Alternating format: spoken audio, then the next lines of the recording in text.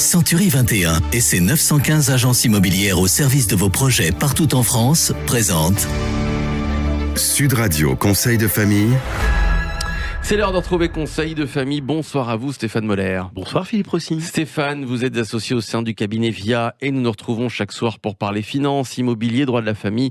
En fait, pour parler de gestion de patrimoine. Et oui, la semaine dernière, nous avons répondu à un auditeur qui nous demandait ce qui se passerait en cas de décès alors qu'il était marié sous le régime légal. Ce soir, Pierre, qui nous écoute de Toulouse, nous pose la même question alors que lui est marié sous le régime de la séparation de biens. En premier lieu, Stéphane, rappelez-nous ce qu'est le régime de séparation de biens. Alors, c'est un régime matrimonial qui nécessite un contrat de mariage, le plus souvent établi avant le mariage. En fait, son mécanisme est clair.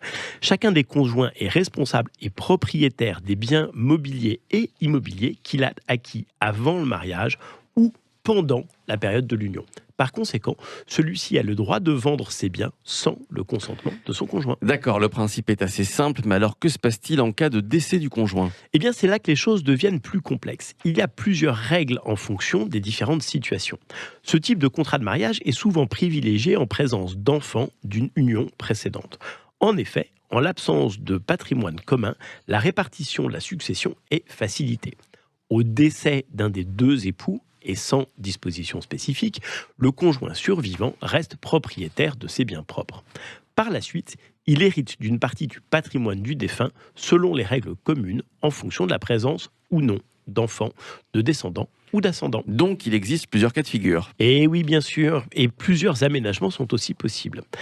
Dans le cadre d'un testament, chaque époux peut léguer à son conjoint survivant soit la totalité de la quotité disponible dans la limite de la réserve héréditaire des enfants pour avantager le conjoint survivant, ou alors la totalité de cette quote-part aux enfants pour cette fois avantager ces derniers. Et peut-on faire une donation entre époux ? Oui, avec une donation entre époux, il est possible d'avantager son conjoint survivant en augmentant les biens qu'il reçoit sans pour autant pénaliser les enfants.